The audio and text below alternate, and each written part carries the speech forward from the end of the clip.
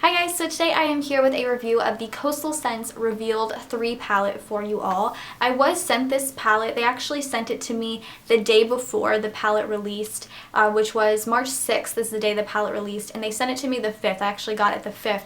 They wanted me to kind of put a review up before the actual palette released, but like I said, I only had it for a day, and I didn't feel like that gave me enough time to really try the palette and, form a real opinion on it rather than a first impressions. So I've had it for a couple of weeks now, and I've used it every single time that I have worn makeup the past couple of weeks, so I definitely think that I am able now to give a real honest review on this palette. And like I said, it is the new Revealed 3 palette. Now, I've never really tried any shadows from Coastal Scents before. The only shadows I have tried were a little sampler quad from the Revealed 2 palette that I got in one of my Birchboxes, and I really liked the colors that I was sent. I really liked the texture and the pigmentation of those colors, so I was kind of excited to know that I was going to be getting a whole, Revealed palette, because I really liked the way that the Revealed 2 shadows looked and felt and, worked well with my eyes and with my skin tone.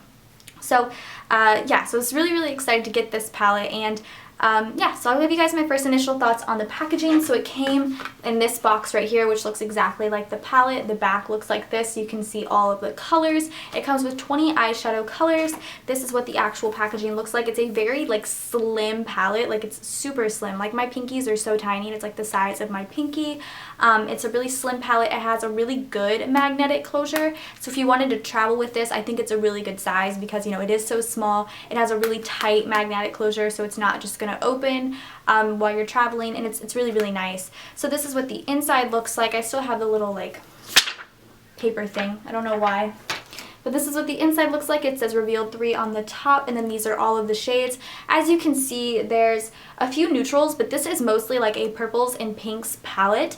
When I thought of the Revealed palettes, just because of what I had known from the little sampler set, I thought they were pretty much like the Naked palettes from Urban Decay. I thought they were pretty much strictly neutrals, but this is definitely more like a pinky, purpley palette, which I kind of like, surprisingly. The only real colors that I like using on my eyes other than neutrals is purples. I used to do purple looks all the time. I like purples and greens. Any other color I'm really skeptical about using. So seeing this at first, I was like, oh, okay, purples. But then I was like, okay, well, I like using purples. I enjoy trying purples and pinks and things like that. And of course, like I said, there are a few neutral shades as well. So like I said, there's 20 shades.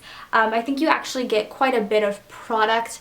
A couple of shades that stood out to me first were this shade right here, which is the one that I have on my lid today, and it's one of the ones that I use quite often. It's a bit of a shimmery shade. This one down here is every single time I've used this palette, I've used this color in my crease. It's a really nice matte taupe brown. It's really easy to blend, and it works really well. So that color stood out to me right away, those two colors, and then this purple right here stood out to me right away as well. It's a really vibrant purple. I used it under my lash line today. I'm not too sure if you can see it with my lighting going all crazy, but those are the few colors that stood out to me immediately. And then this yellow gold color. I've never used a real yellow gold. The golds I typically use are muted, kind of more, I would say, cool toned golds, where this one's a warm yellow gold. So those are the colors that stood out to me immediately. I've used almost every single color in this palette, and some of them I really like, and some of them you have to really work with, and I really dislike that in a palette. I wish palettes had that consistency where every single color is easy to work with, because then it makes the decision between should I buy or should I not buy a lot easier. So like I said, some colors, there's some mattes, there's some shimmers, there's a couple of glitters.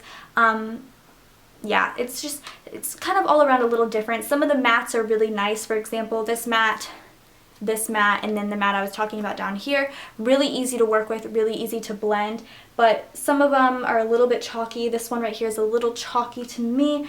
Some of the glittery shades, there's only 2 real glitter shades, or 3 real glitter shades. This one is a glitter, this one's a glitter, and this one's a glitter. They're a little bit kind of gritty sometimes, but they still work really well and surprisingly blend easily. And then the shimmers, I think all the shimmers all around are really great. This color, these 2 colors, this one and this one in particular, are ridiculously pigmented. I would have to tap my brush in it and then tap it on a piece of tissue or on a towel or something before I put it on my lids, because they're just ridiculously pigmented. So I do overall really like these shades. I will show you a quick few swatches. Here's a couple of the mattes. That one's a little bit chalky. I'll show you the shade I really like. That shimmery shade. I'll do the purple. There's that purple. I'll do this glitter one because this one's a little bit darker, so you can kind of see the texture of that one a little bit more. Yellow gold I think is so different to me. I've never used a color like this before. It's a really bright, so I didn't really know exactly how to use it, but I used it with this like cranberry-ish purpley color, which is kind of chalky. It's not the greatest cranberry color. As well, like as you can see, it picked up quite a bit of that, but I used it with that and I thought that looked really nice. So again, this palette could be a little bit hit or miss with some of the shades. You just really have to know how to work with them.